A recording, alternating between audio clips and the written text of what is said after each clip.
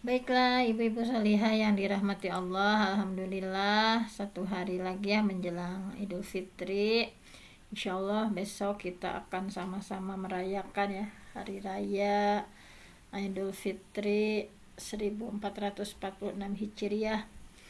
Walaupun masih satu hari lagi ya dengan berbagai persiapan kita, namun kita menyempatkan diri untuk mengikuti kajian hanya beberapa menit ya, maksudnya beberapa ya seperti biasanya kita lakukan supaya menjaga keistiqomahan ya, walaupun dengan berbagai kesibukan, ada yang sambil membuat kue ataupun akan bersiap-siap berbelanja ya untuk persiapan akhir.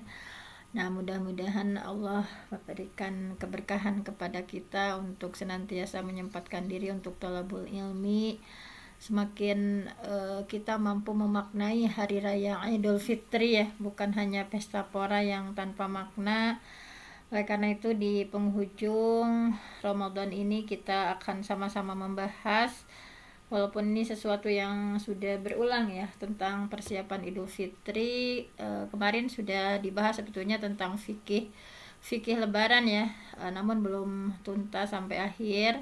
Dan hari ini insya Allah kita akan sama-sama supaya bagaimana kita menghidupkan malam Idul Fitri ya, sunahnya seperti apa supaya Idul Fitri kita lebih bermakna dan lebih sempurna ya, terutama untuk mendapatkan keridhaan dari Allah Subhanahu wa taala. Mari kita sama-sama bahas. Nah, di sini sudah ada salah satu buku ya, itu Ustadz siapa? Ustadz yang Rumaiso ya. Nah, di sini bahwa ini sudah kita bahas ya. Tinggal kita lanjutkan.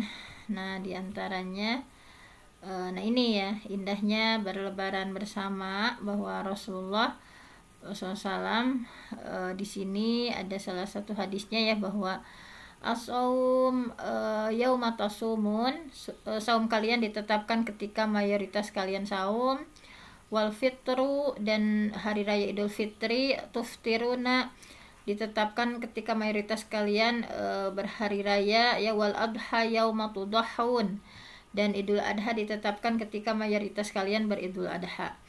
Nah, di sini Imam At-Tirmizi menyebutkan hadis ini, beliau mensyarahi ya, wa fassara, dan menafsirkan ba'du ahli ilmi hadis tadi ya, sebagian ulama, bahwa innama ma'na hadza anna shaum wal fitra ma'al jamaah wa 'azamin nas, bahwa para ulama menafsirkan hadis tadi maksudnya adalah saum dan hari raya bersama atau berjamaah dan mayoritas manusia.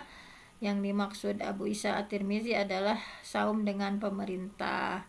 Jadi alangkah indahnya ketika kita saum ya, misalnya sesuai dengan ulil amri, tetapi tidak menutup kemungkinan ya ada yang berijtihad sesuai dengan keyakinannya juga. Tetapi dalam sebagian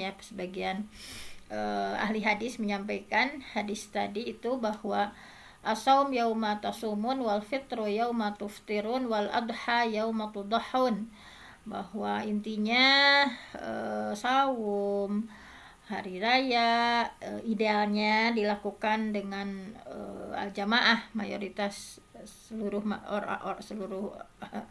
orang-orang gitu ya. Maksudnya di sini sama bareng-bareng seperti apa yang diitukan oleh ulil amri atau pemerintah.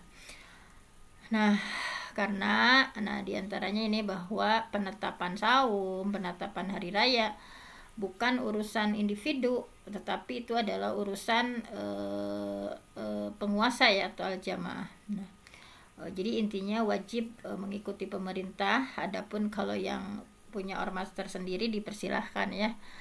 Nah, kemudian di sini bahwa yang menjadi salah satu dalilnya adalah dari Ibnu Abbas radhiyallahu an, bahwa anna Arabian, seorang Arab Badui, jaa ilan Nabi, datang menemui Nabi sallallahu alaihi wasallam, faqal, kemudian ia berkata, ini ra'aitul hilal, aku sudah melihat hilal. Qala, kemudian Nabi bertanya, Atashhadu an la ilaha illallah, apakah engkau bersaksi bahwa tiada sesembahan selain Allah? Naam, ya. Qala atashhadu anna Muhammadan Rasulullah, apakah engkau bersaksi bahwa Muhammad adalah utusan Allah? Qala naam, ya. Qala fa'azin finnas ya Bilal ayyasumu ghadan. Maka Nabi menyuruh ya kepada Bilal, suruh manusia wahai Bilal supaya mereka saum besok. Nah ini intinya tadi ya lah ya, bahwa saum bareng, Idul Fitri bareng, tentu saja itu yang lebih utama. Adapun ketika ada sebuah jamaah atau sebuah ormas yang menentukan sesuai dengan pemimpinnya, ya silahkan, dipersilahkan ya.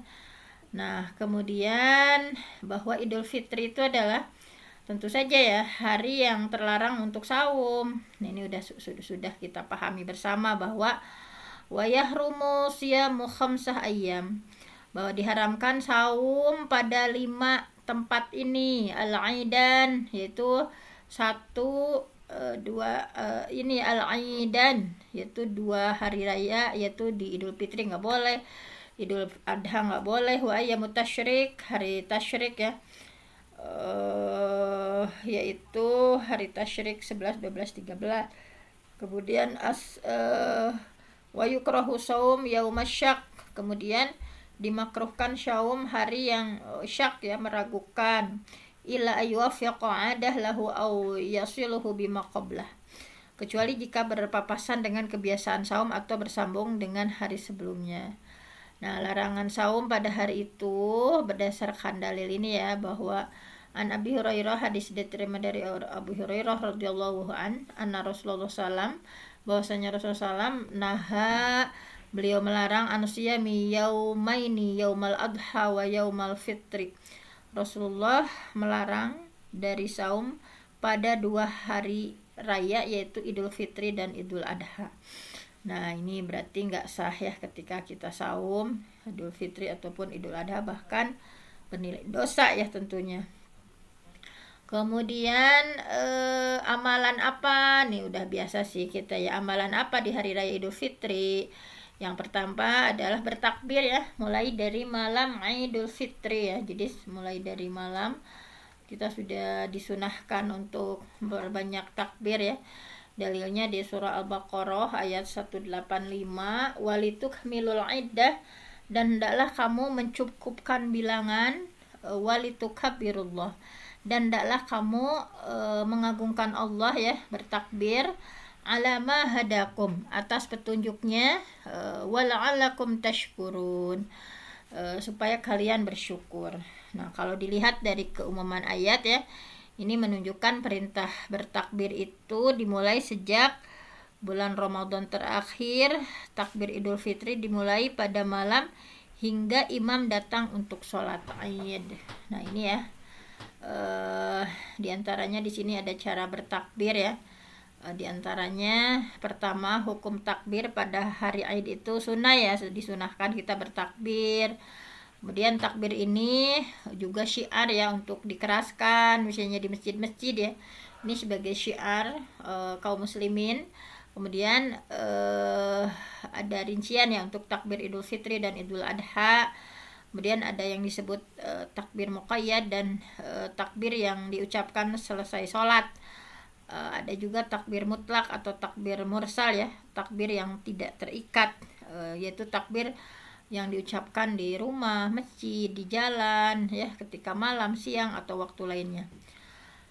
Kemudian takbir mutlak, nah ini yang terkait dengan waktu ya, disunahkan diucapkan pada Idul Fitri dan Idul Adha.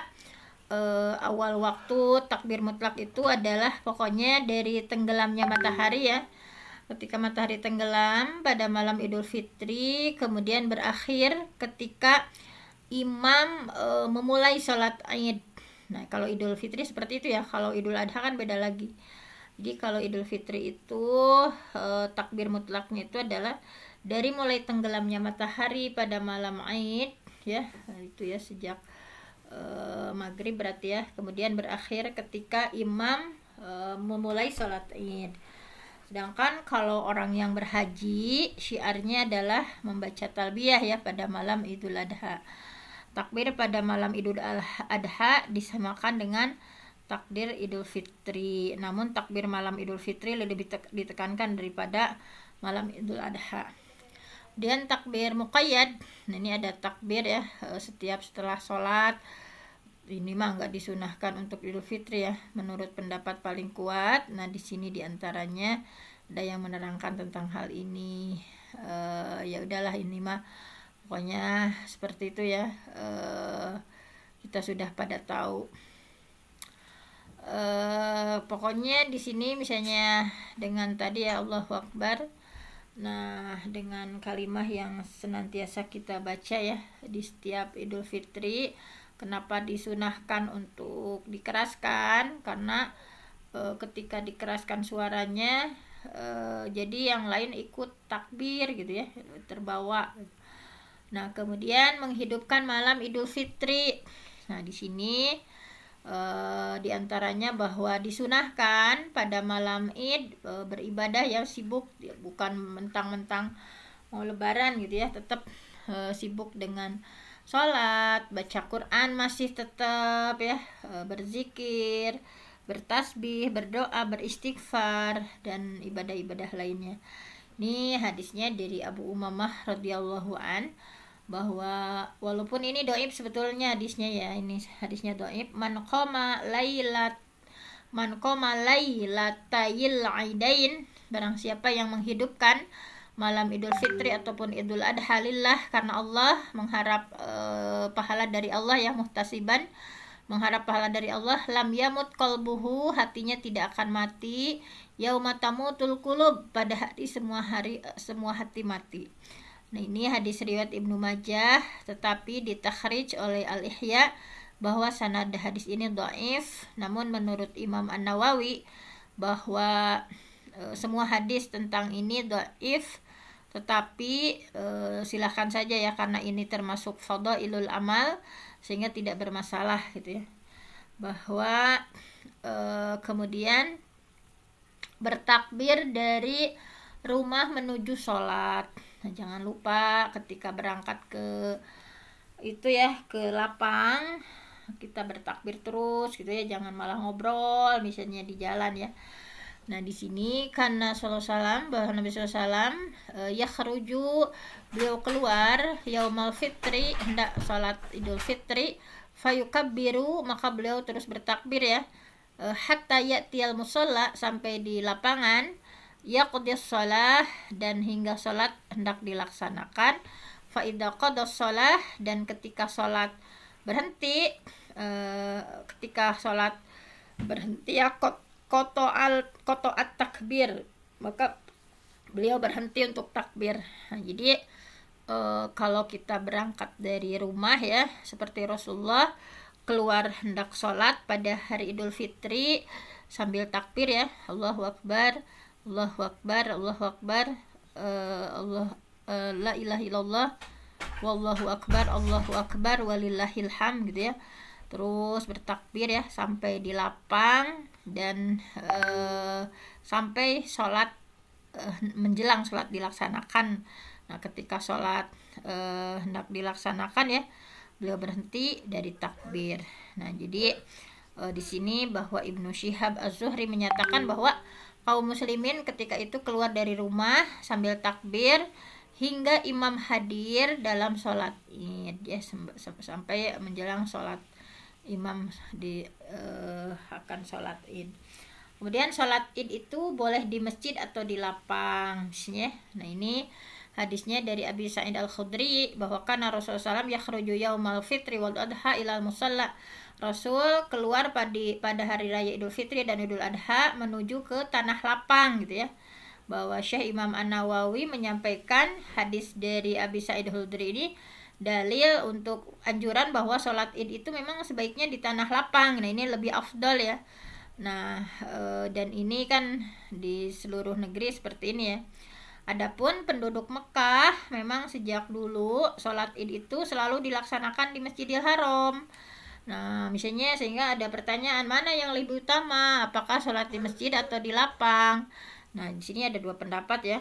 Misalnya diantaranya bahwa yang lebih utama itu di lapang ya, kalau lihat hadis dari Abi Sa'id Al-Khudri bahwa yang lebih afdal kalau yang kedua, kalau menurut Abi Sa'id mah yang lebih utama di lapang, kalau yang kedua mah lebih afdal di masjid, kecuali jika sempit. Misalnya kenapa para penduduk Mekah sholat idnya itu di Masjidil Haram, karena memang areanya luas gitu ya, sedangkan Nabi dulu sholatnya itu di lapang karena sempit kan, masjid sebelum direhab itu zaman Nabi sempit gitu ya.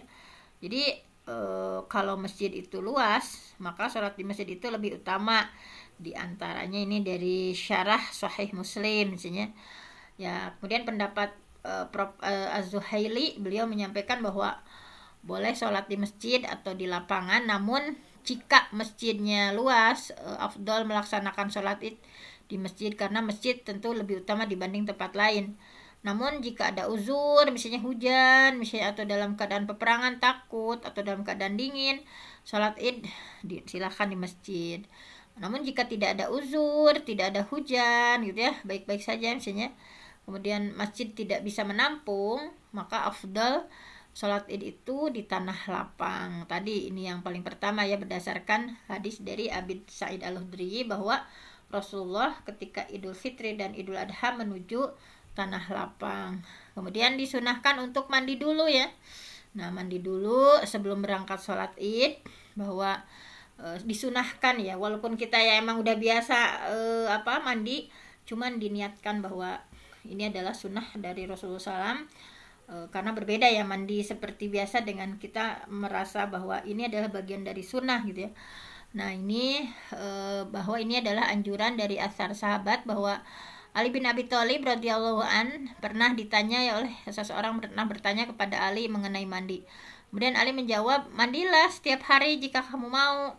Orang tadi berkata lagi, bukan, maksudku manakah mandi yang dianjurkan gitu ya. Mandi apa saja yang dianjurkan? Ali menjawab, mandi ketika hari Jumat, ketika hari Arafah, ketika Idul Adha dan Idul Fitri. Jadi mandi yang dianjurkan itu ya, kita menganggap itu adalah sunnah.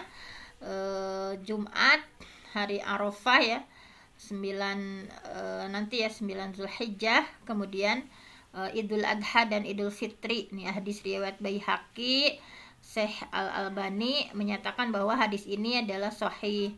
Kemudian di sini ya dari riwayat dari Ibnu Umar radhiyallahu anhuma, An-Nafi', hadis dari Nafi' anna Abdullah bin Umar, bahwasanya Abdullah bin Umar kana yaktasilu, biasa mandi yaumal fitri, di hari Idul Fitri, qabla ayyaghduwa ilal musalla, sebelum berangkat ke tanah lapang.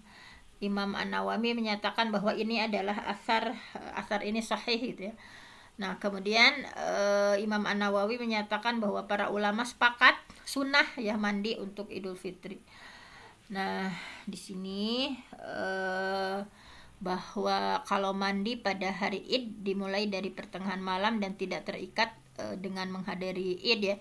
Walaupun kita tidak menghadiri Id misalnya ya, misalnya tapi disunahkan mandi. Hal ini berbeda dengan Jumat ya, dari mulai terbit fajar subuh, dan berlaku hanya bagi yang akan menghadiri Jumat saja. Tentu saja kalau yang mandi Jumat mah para laki-laki ya yang akan menghadiri sholat Jumat. Namun kalau Idul Fitri disunahkan ya, walaupun tidak menghadiri, misalnya lagi haid misalnya, pokoknya sunnah saja mandi gitu ya di hari Idul Fitri. Walaupun kan yang haid juga disunahkan untuk datang ke tanah lapang gitu ya. Nah, kemudian Nabi memiliki baju istimewa.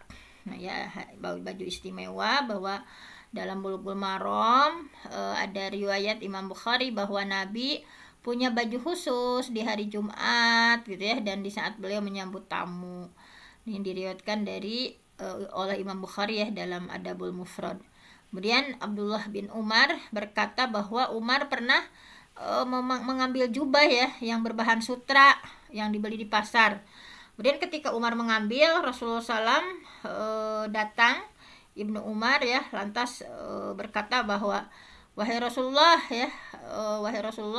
beli nih pakaian seperti ini supaya engkau gitu ya bisa berpenampilan bagus ketika nanti sholat id gitu ya, ketika Idul Fitri dan untuk menyambut tamu. Kemudian Rasulullah bersabda, innama hadhihi libas man la khalaq lahu, pada bahwa pakaian ini membuat seseorang tidak mendapatkan bagian nanti di akhirat, karena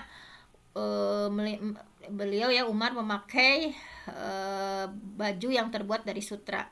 Sementara kita tahu laki-laki haram ya memakai baju yang terbuat dari sutra. Bahwa Nabi tidak mempermasalahkan misalnya mau berpenampilan bagus di hari Idul Fitri, yang jadi masalah adalah jenis pakaian yang Umar beli ya yang terbuat dari sutra.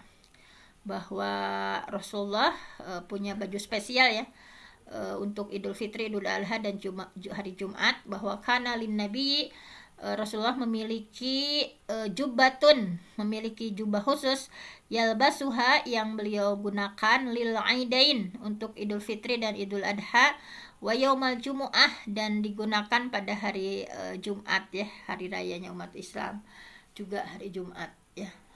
Kemudian diriwayatkan pula dari Al-Baihaqi dengan sanad yang sahih bahwa Ibnu Umar biasa memakai pakaian terbaik di hari Id. Nah, ini bahwa aturan penampilan yang baik di hari Id itu berlaku untuk laki-laki ya, sedangkan perempuan lebih aman, tidak menampakkan kecantikannya ya, walaupun baru tetapi tidak gimana gitu ya di hadapan laki-laki misalnya.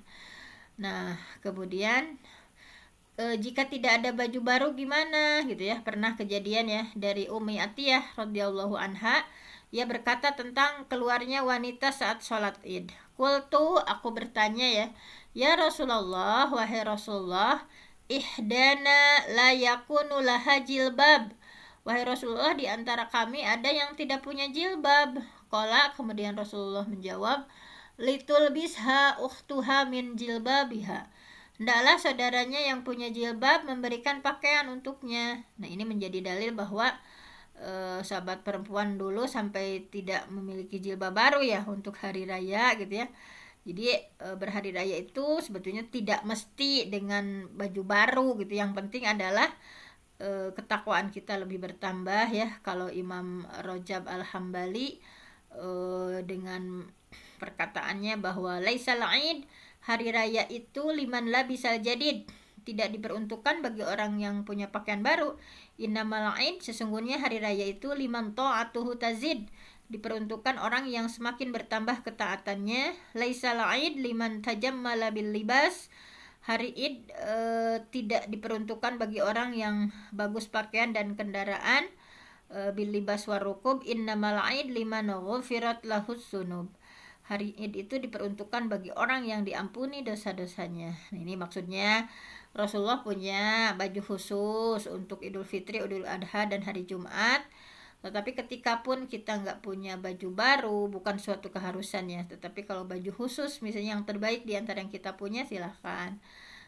Kalau punya baju baru ya kenapa tidak gitu ya, kita bersyukur di hari Id gitu ya dengan pakaian baru. Misalnya yang terpenting ketaatan kita yang bertambah dan terampuninya dosa-dosa kita.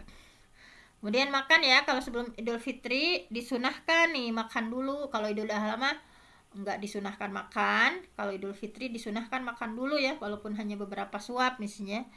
Hadisnya bahwa kana Rasulullah SAW, keadaan Rasulullah SAW la ayyaghadu yaumal fitri hatta yakula wala yaqulu yaumal adha hatta yarji'a fayakula min udhiyati. Rasulullah biasa berangkat sholat id pada hari Idul Fitri dan sebelumnya beliau makan dulu. Sedangkan kalau Idul Adha beliau nggak makan dulu kecuali setelah pulang dari sholat id baru gitu ya menyantap kurban. Nah, di sini bahwa intinya Ibnu Hajar menyampaikan bahwa diperintah makan sebelum sholat id supaya tidak disangka ada tambahan saum gitu ya. Karena Rasulullah SAW la ayyagadu yaumal fitrah hatta ya'kulu tamarat wa ya'kuluhunna witron. Rasulullah tidak keluar pada hari Idul Fitri ke tempat sholat sampai beliau makan beberapa kurma ya, beberapa kurma, terlebih beliau memakannya dengan jumlah yang ganjil. Ini disunahkan ya, kalau makan kurma ganjil, kalau nggak 1, 3, kalau nggak 3, 5 gitu ya. Kalau tidak mendapati kurma boleh makanan-makanan halal lainnya gitu ya. Nah, kemudian ini udah kita bahas lewat jalan. Kalau jalan pergi dan pulang harus berbeda disunahkannya gitu ya. Bahwa idza kana yaumu id khalafat thariq. Ketika beliau keluar id, ingin pergi ke tempat sholat id, beliau beda jalan ya antara pergi dan pulang. Hikmahnya bahwa supaya banyak bumi yang jadi saksi ya untuk kita beramal diantaranya. Yauma idzin tuhadditsu akhbaraha. Ini ya tentang surah Az-Zalzalah, bahwa sesungguhnya yang diberitakan oleh bumi adalah jadi saksi terhadap perbuatan manusia ya, baik laki-laki atau perempuan. Jadi bumi itu akan menjadi saksi, bahwa bumi akan berkata orang ini melakukan ini, melakukan itu pada hari ini, pada hari itu. Nanti bumi akan cerita. Ini hadisnya Hasan Orib ya. Hafidz At-Thahir mengatakan bahwa sanad ini dhaif. Namun ada penguat dalam Al-Kabir karya dari At-Tabrani. Nah, sehingga dikatakan hadis ini adalah hasan. Nah, kemudian hukum sholat Idul Fitri tentu saja sunnah muakkadah. Ini sunnah muakkadah ya, hadisnya ini begitu panjang gitu ya. Ya seorang Badawi nanya gitu ya, bahwa dengan acak-acakan suara yang keras ya, sampai-sampai sahabat nggak ngerti apa yang disampaikan. Kemudian nanya ya tentang Islam. Rasulullah, apa sih Islam itu? Islam itu adalah mengerjakan sholat 5 waktu dalam sehari semalam. Misalnya ada lagi nggak? Misalnya ya kata orang itu, beliau menjawab tidak ada kecuali yang sunnah. Nah, sholat 5 waktu dan sunnah. Kemudian Rasulullah melanjutkan, kemudian saum Ramadan. Ia berkata, ada lagi nggak yang lainnya? Nggak, misalnya amalan orang Islam itu. Beliau menjawab tidak ada kecuali sunnah ya, saum-saum yang sunnah. Kemudian Rasulullah SAW menyebutkan lagi zakat ya, dalam Islam itu zakat. Ada lainnya nggak ada kecuali yang sunnah. Kemudian orang tadi berkata, demi Allah saya tidak akan menambah atau mengurang ya untuk mengerjakan amalan dalam Islam. Rasulullah bersabda bahwa aflah in sadaqah, dia akan beruntung ketika benar melaksanakan seperti itu. Jadi sholat id itu kesimpulannya ya, sholat itu disyariatkan dilakukan secara berjamaah ya, berjamaah dilakukan oleh Rasulullah. Sholat id juga boleh misalnya dalam kondisi tertentu, misalnya sendiri munfarid, tetap disunahkan juga. Sholat id berjamaah itu tentu saja lebih utama daripada munfarid ya. Misalnya untuk orang yang berhaji yang berada di Mina, ya tidak disunahkan melakukan sholat id berjamaah, ya disunahkan melakukannya munfarid. Tetapi tidak ada khutbah jika munfarid ya, bisa ada khutbah oleh imam musafir dengan mereka. Sholat id juga disyariatkan ya untuk perempuan, orang yang bepergian, anak kecil gitu ya. Nah, gimana sholat id bagi perempuan? Ya, ini bahwa perempuan tetap menghadiri sholat id, mendengarkan khutbah, bertakbir, berdoa, walaupun dalam keadaan haid ya. Misalnya jangan ada alasan, aku mah ada haid misalnya. Orang yang haid juga tetap harus hadir di lapang ya, dengerin khutbah, sama-sama takbir, berdoa ya. Nah, ini hadisnya bahwa dari Ummu Atiyah radhiyallahu anha, amarona ya, Rasulullah SAW menyuruh Rasulullah SAW an nukhrijahunna, nah supaya kami mengajak keluar fil fitri wal adha, pada hari Idul Fitri Idul Adha, al awatiq, mereka yang diajak itu adalah para gadis, ajak keluar, wal hayyad, perempuan haid, wa zawatil khudur ya, kemudian wanita yang sedang dipingit ya, fa ammal hayyad, adapun yang sedang haid ya, fayatazilna shalah, enggak ikut salat, wa yashhadna, akan tetapi menyaksikan al khair, kebaikan, wa da'watal muslimin, menyambut ya seruan kaum muslimin. Qultu ya Rasulullah, ihdana la yakunna laha jilbab qala litulbisha uhtaha min jilbabiha. Tadi nyambung ya, gimana Rasul, di antara kami ada yang enggak punya jilbab. Kemudian Rasulullah menyarankan hendaklah saudaranya yang punya jilbab memberinya jilbab. Nah, kemudian tidak ada azan dan iqamah ya ketika sholat id ya. Shallaitu ma'a Rasulillah SAW al-aidain ghaira marrah wala marratain bi ghairi azan wala iqamah. Aku pernah mendengar sholat id Idul Fitri ataupun Idul Adha bersama Rasulullah bukan hanya sekali dua kali ya. Ketika itu tidak ada azan, tidak ada iqomah. Nah, tidak ada azan, tidak ada iqomah ya dalam sholat Idul Fitri. Tidak ada qobliyah sholat sunnah, qobliyah ba'diyahnya nggak ada tentu saja ya. Anna Rasulullah kharaja yauma adha au fitrin fasalla raq'ataini lam yusalli qablaha wala ba'daha. Rasulullah pernah keluar sholat Idul Fitri dan Idul Adha, beliau mengerjakan sholat Id 2 rakaat, tetapi beliau tidak mengerjakan sholat qobliyah maupun ba'diyah. Nah, di sini disimpulkan bahwa di lapangan ya nanti tidak ada sholat khusus ya sebelum dan sesudah sholat Id. Namun kalau sholat Idnya di masjid seperti biasa ya, sholat tahiyatul masjid ya kalau sholat Idul Fitrinya di masjid. Waktunya itu adalah antara terbit matahari sampai waktu zawal, bergesernya matahari di tengah langit ya. Jadi sholat Id itu disunahkan untuk diakhirkan sampai matahari agak meninggi setinggi tombak, jadi sekitar 15 menit dari matahari terbit. Dan Rasulullah membiasakan sholat pada waktu tersebut. Jadi sholat Id itu memang disunahkan agak diundur ya. Sedangkan kalau Idul Adha kan lebih awal. Kalau Idul Adha jam 6:04 itu kayak udah dimulai ya. Kalau Idul Fitri kayak jam 6:30 gitu ya. Karena waktu afdal untuk mengeluarkan zakat fitrah itu, jadi zakat fitrah itu harus didistribusikan ya, dikeluarkan sebelum pelaksanaan sholat Id. Jadi dari setelah sholat subuh sampai sebelum Id itu zakat fitrah dibagikan ya. Kalau tidak dibagikan di waktu itu, maka nggak dianggap zakat fitrah, tetapi hanya sedekah biasa. Jadi waktunya sangat singkat ya, setelah sholat subuh sampai menjelang sholat Id. Nah, sehingga sholat Id itu Idul Fitri agak diundurkan supaya bisa menunaikan zakat fitrah di waktu yang afdol. Sedangkan Idul Adha lebih awal supaya segera kurban ya, dan menyantap hidangan kurban. Kemudian ini ya, misalnya bagaimana bagi yang tidak bisa melaksanakan sholat Id karena ada uzur, misalnya kayak bertugas, menjaga keamanan misalnya. Nah ini nggak mesti kita bahas lah ya, gini tata caranya udah pada paham. 2 rakaat, kemudian ya sholat Id dimulai dengan niat dan takbiratul ihram. Kemudian sama dengan sholat lain ya, yaitu baca doa iftitah setelah takbiratul ihram ya, sama. Kemudian setelah doa iftitah kemudian takbir zawaid ya 7 kali di rakaat pertama, dan rakaat kedua 5 kali gitu ya. Nah ini udah pada paham ya, ini setiap kali zawaid disunahkan mengangkat tangan ya. Kemudian setelah takbir zawaid membaca ta'awuz biasanya Al-Fatihah. Kemudian dianjurkan baca surat Qaf di rakaat pertama dan surah Al-Qamar di rakaat kedua, atau surah Al-A'la di rakaat pertama, Al-Ghasyiyah di rakaat kedua. Bagi yang hafal imamnya surat Qaf ya, dianjurkan di hadisnya surat Qaf wal Qur'anil Majid ya. Nah itu udah yaqtarabatis sa'ah wa syaqqal qamar. Bagi yang hafal misalnya imamnya disunahkan ini Qaf dan Al-Qamar, atau alternatif kedua di hadisnya surah Al-A'la ya, Sabbihis dan Hal Ataka Hadisul Ghasyiyah.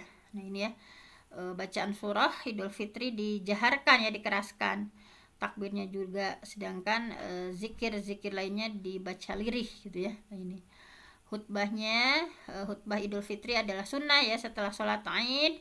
Khutbah Idul Fitri 2 kali khutbah, rukun dan sunnahnya sama dengan khutbah Jumat ya.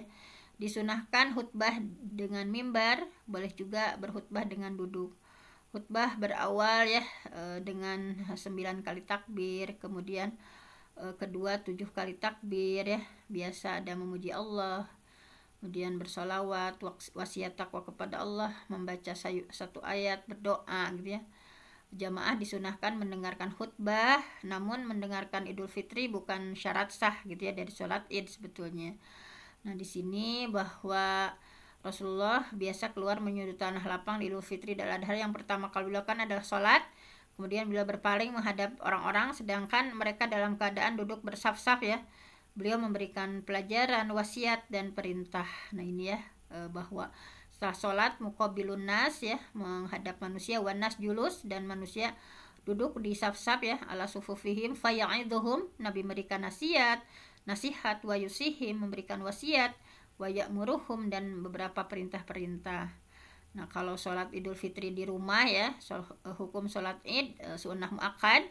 Sholat Id disunahkan berjamaah, namun sholat Id berjamaah bukan jadi syarat untuk sholat Id ya. Artinya boleh gitu ya, bagi yang keadaan tertentu ya sendirian. Sholat Id tidak disyaratkan dengan jumlah tertentu, dan jumlah Id tidak disyaratkan dilakukan di masjid atau musola. Bagi yang Id sendirian maka tidak perlu pakai khutbah ya. Jika sholat Id dilakukan di rumah secara berjamaah, dengan istri, dengan anak ya, ketika pandemi gini, disunahkan untuk berkhutbah. Seandainya ada 2 atau 3 di dalam rumah, masing-masing melakukan sholat Id sendiri-sendiri, maka tetap ada khutbah, karena maksud khutbah itu adalah nasihat. Nah, waktu sholat Id di rumah sama ya, waktu terbit matahari sampai zawal, matahari tergelincir ke barat. Namun disunahkan untuk mengundur waktu sholat Id sampai matahari meninggi setinggi 1 tombak 15 menit setelah matahari terbit.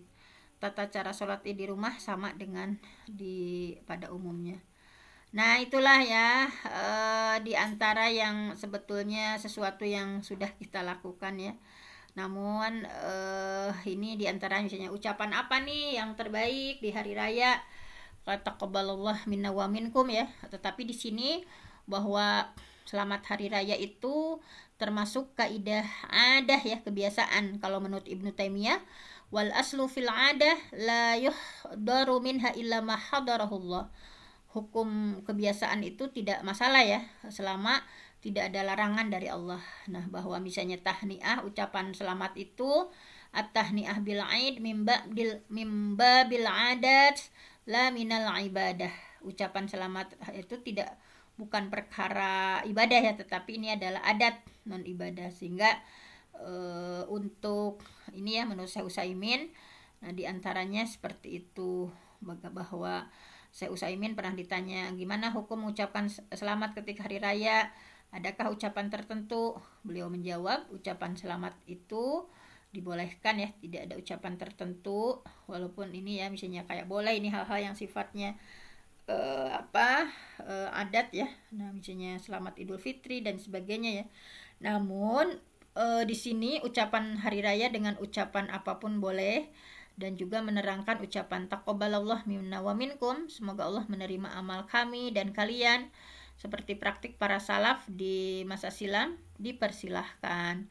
Ya, riwayat-riwayat tentang ucapan hari raya di ketika ulama salaf, bahwa hadis dari Jubair bin Nufair, qala kana ashabu Rasulillah SAW, jika para sahabat Rasulullah berjumpa ya, idzal taqau yaumal aid, ketika berjumpa di hari Idul Fitri dan Idul Adha, yaqulu ba'duhum li ba'din taqabbalallah minna wa minka, maka mereka saling mengucapkan taqabbalallah minna wa minka, semoga Allah menerima amalku dan amal kalian ya. Dengan hadis ini adalah hasan.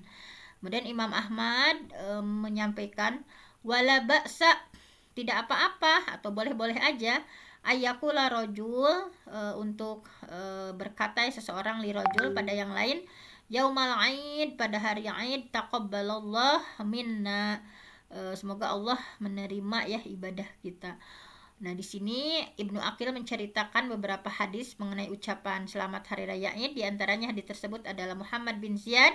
Ia berkata bahwa aku pernah bersama Abu Umamah al-Bahili dan sahabat Nabi, jika mereka kembali dari sholat Id, di antara mereka saling mengucapkan taqabbalallahu minna wa minka ya. Ini Imam Ahmad mengatakan sanad riwayat ini adalah jayyid.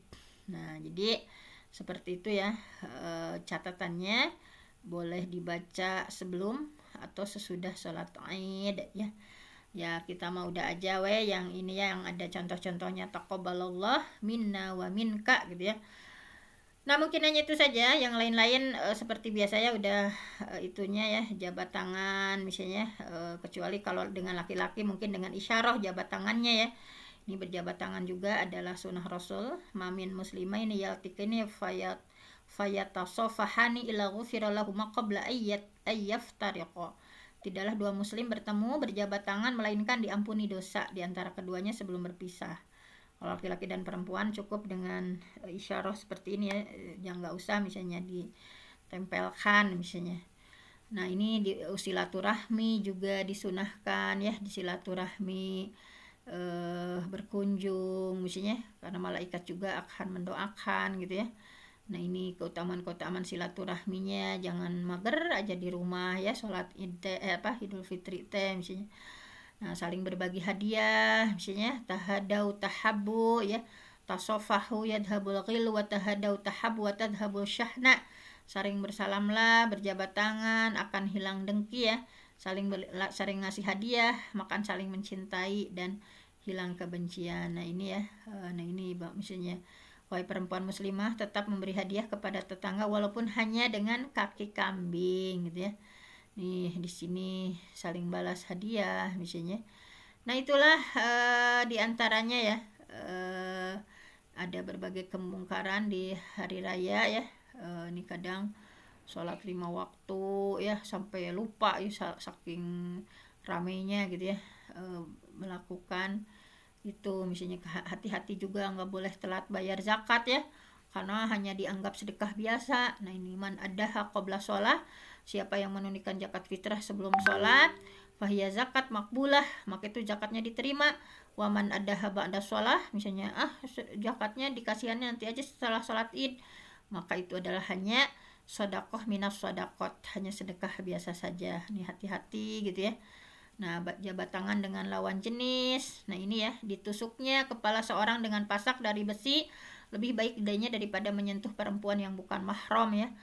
La ayyuta'na fi ra'si rajul bimikhyat min hadid khair min ayyamassa imra'ah la tahillu lahu. Nah, ini ya, harus mengenal mahram ya, jangan sampai malah menambah dosa gitu ya. Nah, ini diantaranya ini udah pernah kita bahas nih. Mahram kita dijelaskan ya, ke anak-anak kita ini mahram kita itu yang bukan ya. Nggak boleh juga ya hukum meminta salam tempel. Nah ini, man yazalu rajul yas'alunas hatta ya'tiya yaumal qiyamah laisa fi wajhihi muz'ah lahmin. Jika seorang minta-minta mengemis pada orang-orang ya, nanti hari kiamat tanpa punya sekerat daging di wajahnya.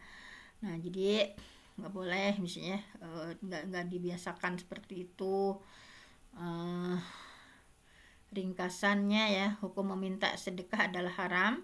Kalau hukum meminta hadiah termasuk makruh ya, meminta-minta salam tempel atau minta ditraktir atau minta-minta hadiah yaitu makruh misalnya, dan lain sebagainya. Nah ini ya, tentang hukum salam tempel, sebaiknya jangan ya, kalau diberi mah ya jangan ditolak. Kalau diberi mah emang sebetulnya kita juga udah nyiapin ya, misalnya THR gitu, itu mah bagus ya, tetapi yang nggak boleh itu minta-mintanya gitu ya.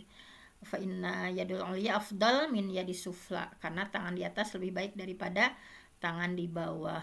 Dan lain sebagainya, sungkeman dengan orang tua ya, cium kedua tangan orang tua. Nah ini jangan lupa ya, bahwa nah ini bagaimana ya mencium tangan orang tua, sungkem gitu ya. Nah diantaranya jangan sampai juga berlebihan di sini ya, bahwa mencium dahi sebagai bentuk penghormatan lebih utama dan tidak apa-apa dilakukan. Nah di sini ya, dan lain-lain sebagainya. Mungkin karena sudah siang ya, hanya itu saja yang bisa disampaikan. Mudah-mudahan semakin bermakna lebaran kita gitu ya, semakin ya semakin sesuai dengan apa yang disunahkan oleh Rasulullah SAW ya. Apa-apa yang boleh, apa yang nggak boleh, apa yang menjadi tradisi, apa yang memang disyariatkan. Mudah-mudahan Aid kita lebih berharga, lebih utama, dan laisal Aid liman labisal jadid walakinnal Aid liman ta'atuhu tazid. Lebaran Idul Fitri itu bukan bagi orang yang baju baru ya, tetapi Idul Fitri itu bagi orang yang ketaatannya bertambah. Mudah-mudahan selamat Idul Fitri ya besok. Mudah-mudahan ketaatan kita semakin bertambah kepada Allah. Ada dampak asar dari saum kita ya, yang 1 bulan penuh. Sekali lagi mohon maaf dari saya ya, saya banyak berkata-kata, tentu saja banyak kesalahan yang saya lakukan. Terima kasih atas kebersamaannya dari semuanya. Mohon maaf segala kekurangan. Assalamualaikum warahmatullahi wabarakatuh. Waalaikumsalam.